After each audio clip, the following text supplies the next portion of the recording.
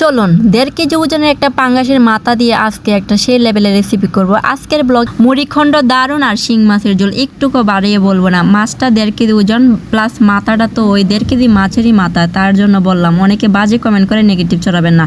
তো এই মাছটা ভালো করে বেজে নেব। মুড়িখণ্ডের সময় মাছটা অবশ্যই বেজে নেবেন, তাহলে মুড়িখণ্ডটা খুব টেস্টি এবং সুস্বাদু হবে। যাই হোক, বেশি লেন্থ হয়ে যাবে ভিডিওটা, এই জন্য আমি এত কিছু দেখাবো না। তো জাস্ট এই যে হলুদ আর লবণ মেখে এটাকে বেজে নিব ফ্রাই করে। আমার হয়ে গেল। এবার চলে যান বাকি কাজগুলাতে করে ফেলি।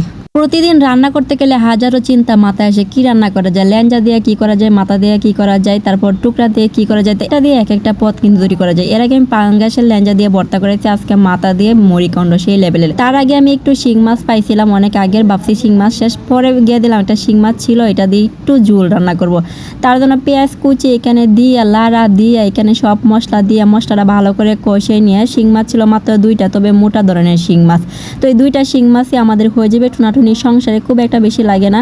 তো মশলাটা ভালো করে সব ধরনের মশলা এখানে দিয়ে কষিয়ে নিব। আর শিং মাছের ঝোল কিন্তু খুবই টেস্টি এবং সুস্বাদু, বিশেষ করে বাচ্চা, বুড়া, বয়স্ক এবং রোগী সবার জন্য শিং মাছের ঝোল খুব উপকারী এবং খুব পুষ্টি সমৃদ্ধ, ভরপুর। কষানোর পরে মশলাটা যখন এরকম চলে আসবে, তখন আমি দিয়ে দিব শিং মাছ। শিং মাছটা দিয়ে ভালো করে কষিয়ে নিব। তো তেলটা সুন্দর করে চেড়ে আসছে, আর মশলাটার সাথে সেটা কষিয়ে গেলে সুন্দর হয়ে যাবে। একই রান্না এক এক মানুষই এক একভাবে করে, কিন্তু রান্নার টেস্টটা ভিন্ন হয়। কারণ কি, সেটা হলো মশলা প্লাস কষানো যদি পারফেক্ট না হয়, আর পারফেক্ট যদি মশলা দেওয়া না যায়। আর হাতের আরেকটা টিপস আছে, হাতের জস। অনেক মানুষের হাতে রান্না কিন্তু এমনিতেই খুবই টেস্টি এবং সুস্বাদু, সেটা দেখতেও শান্তি, খেতেও তো পরাণ জুড়ে দেয়। ঝোল দিয়ে জাল করে নিলাম, তরকারিটা আমার হয়ে গেল। এবার আমি চলে যাব যেটা আসল মেইন কাজ, মুড়িখণ্ড। আমি একদম বিয়ে বাড়ির স্টাইলে আজকের মুড়িখণ্ড রান্না করব। জানি না কতটুকু পারবো, তবে আমি আমার সর্বোচ্চ দিয়ে চেষ্টা করব।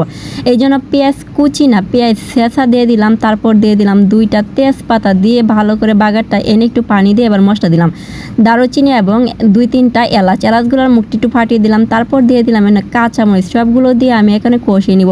এবার আদা বাটা দিব, পেঁয়াজ বাটা দিব, একটু রসুন বাটা দিব, সবগুলো দিয়ে ভালো করে মশলাটা কাঁচাটা কষিয়ে নিব, কাঁচা গন্ধটা। শুকনো মশলাগুলো আমি এবার দিয়ে দিব, দিলাম সজের গুঁড়া, তারপর ভাজা জিরার গুঁড়া, তারপর স্বাদ মতো লবণ, আর 1 চা চামচ হলুদের গুঁড়া, আর জালটা তো টেস্ট অনুযায়ী। যেহেতু মুড়িখণ্ড আলু দিয়ে করব, তার জন্য একটু জালটা বেশি করে দিতে হবে, কারণ আলুতে এমনিতে মিষ্টি মিষ্টি লাগে। আর এখনের যে আলু, সেটা মানে চারা গজিয়ে যায়, ম্যাক্সিমাম আলু এরকম হয়, যেহেতু এখন আলু লাগানোর সিজন। তো দিয়ে ভালো করে মশলাটা কষিয়ে নিলাম। কষানোর পরে এটা আমি একটু ডেকে দেবো, যেন পারফেক্ট কষানো হয়ে যায়। তো দেখতেই পাচ্ছেন, মাশাআল্লাহ দুর্দান্ত, একদম বিয়েবাড়ি স্টাইলে কিন্তু কষানো হয়ে গেল। মুড়িখণ্ডের মধ্যে বিভিন্ন ধরনের ডাল দিয়ে মুড়িখণ্ড করা যায়, তবে সবচেয়ে বাঙালির পারফেক্ট হচ্ছে আলু দিয়ে মুড়িখণ্ডটা।